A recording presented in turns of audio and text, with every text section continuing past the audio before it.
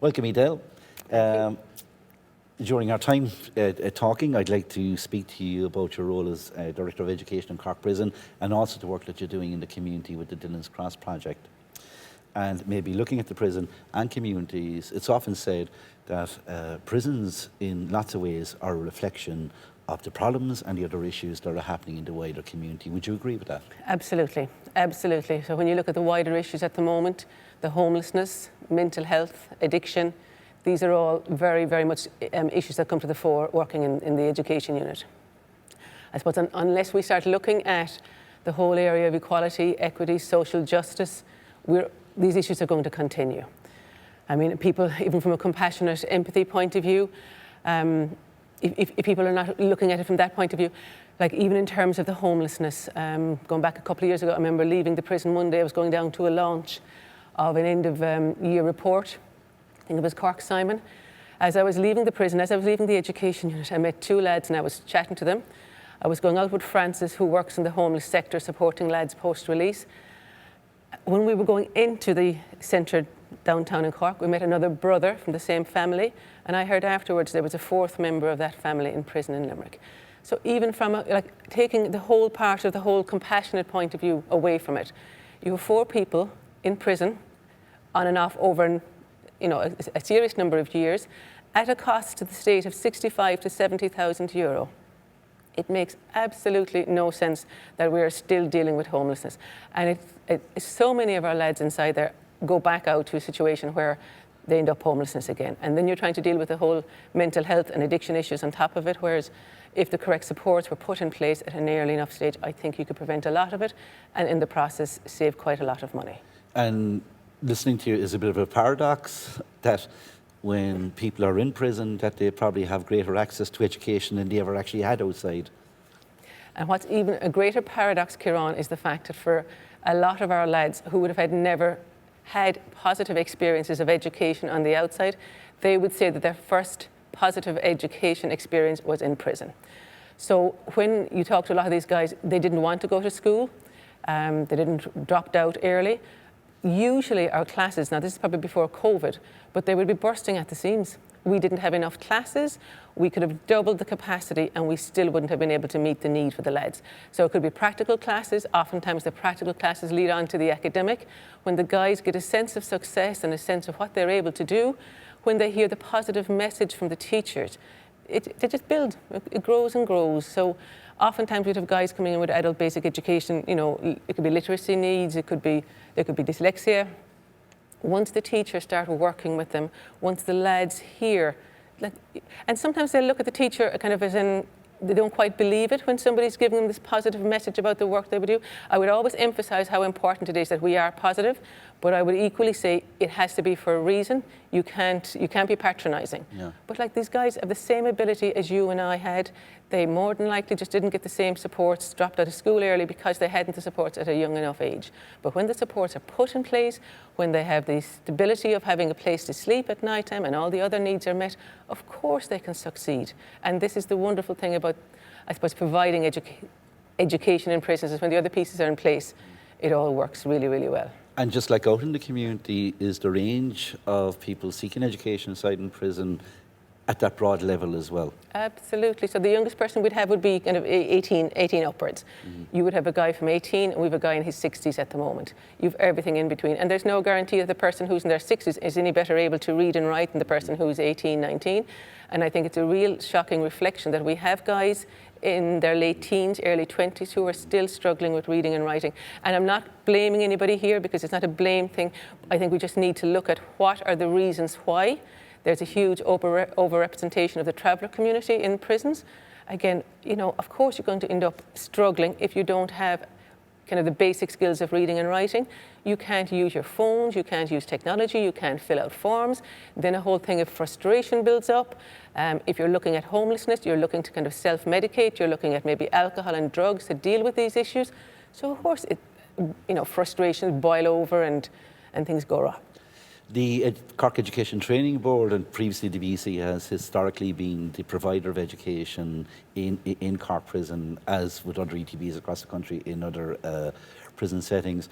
But in recent years, you have kind of engaged as well with the other educational partners in the city. Maybe you'd like to talk about that. Yeah, I would first of all like to give huge credit to Cork ETB because they have been nothing but a huge source of support for the education unit. No matter what initiatives we've tried to bring in there, our further education director, Dennis Leamy at the moment, have been hugely supportive. But I will backtrack to 25, 26 years ago. I know we're going to talk about Dillon's Cross later on, but at that stage the Dillon's Cross project was a completely new initiative. So being able to rely on the support of the ETB is huge. But also now in more recent years, as you rightly pointed out, we do a lot of work with MTU. We also do a lot of work with UCC. We've always had Open University. But I suppose the motto for Cork ETB is a pathway for every learner. So by allowing our lads to have access to the likes of MTU, we had a culinary skills module which was delivered by a lecturer from MTU, started in January the year COVID broke out. 2 of those guys got certification.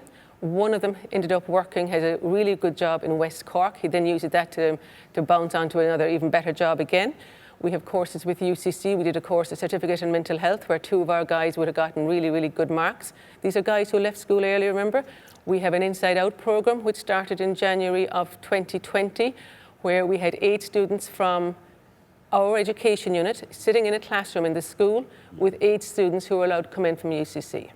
And would it be right to say that there is a kind of a certain freedom to create innovative type of approaches in a prison setting that may not necessarily be there in the formal school settings outside in the community, that if good ideas are identified, that there is the support to actually run with those? Yes, and very importantly, the support of the prison service, and particularly the governors on the ground, because all of these things, they're new initiatives. I mean, when I started, like we moved into our new prison, a lot of people wouldn't know, but 2015, 2016, we made the move.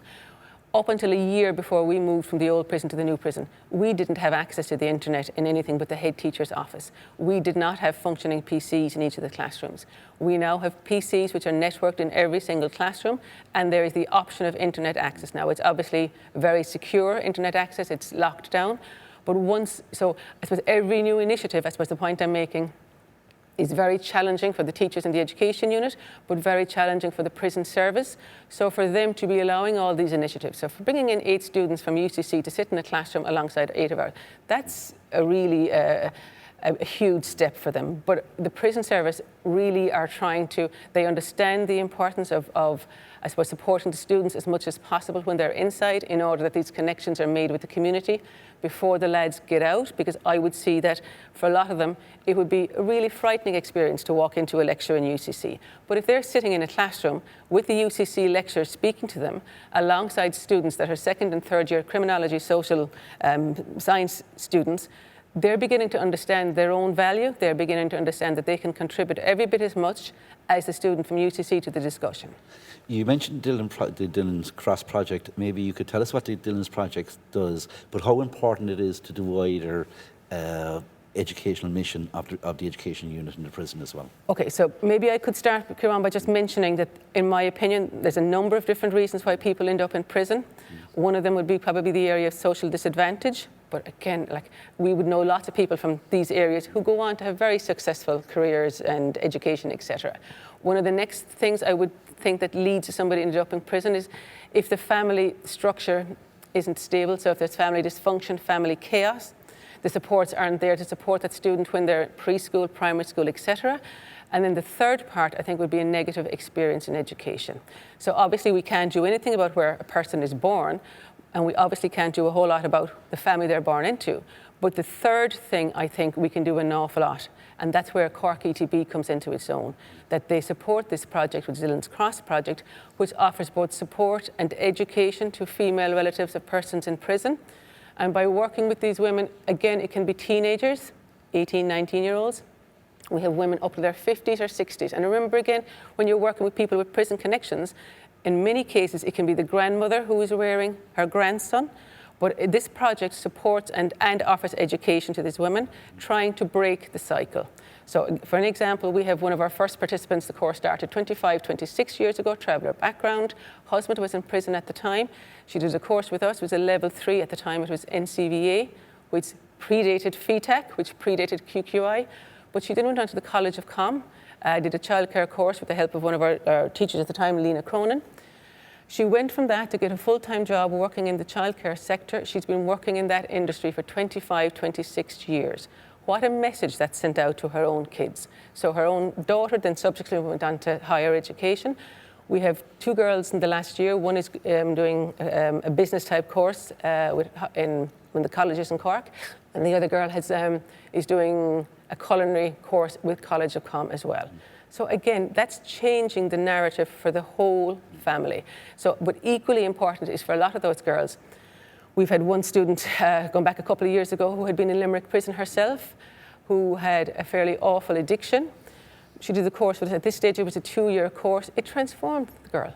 She came in with absolutely no self-confidence, no kind of understanding of her own ability, capability, did the course for 2 years. She went on to one of the further education colleges and qualified in 2 different areas and has been working ever since. So her mental health, her addiction, all of those things, when the education part was in place and the support was there, she was able to go on to achieve, amazing things. We're now in 2022. We've come out of a very, very turbulent period, but the people that you work with have been in turbulence long before COVID. Looking into the coming year, what would you consider to be maybe the 1 or 2 priorities that you would like to see maybe improvement, where those challenges are somewhat less or somewhat mitigated? So I think it needs to be a very broad approach when you're dealing with persons in prison. So the mental health part is huge, the addiction part is huge, education is a big ask as well. They're a really important piece that needs to be put in place. But I think the ETB on their own can do a wonderful job. That's not enough. I think it's something like the Cork Access Network, where when I'm delivering education, the lads are no longer saying to me, well, Edel, I have a conviction, there's nobody going to give me a job.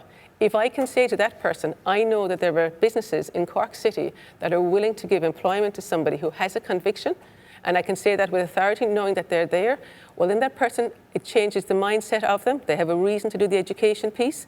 That can help hugely with the mental health piece. If the mental health is okay, they're working a lot more positively and engaging with the addiction counsellors. And when they get out, then there's stability on the outside, which helps to maintain the work they have done in terms of addiction and mental health. But it's all those pieces working together, and that's why it's so important that we have the things like the Access Network. And a good point to conclude on. Thank you very much, Edel. You're very welcome, my pleasure, thank you. Okay.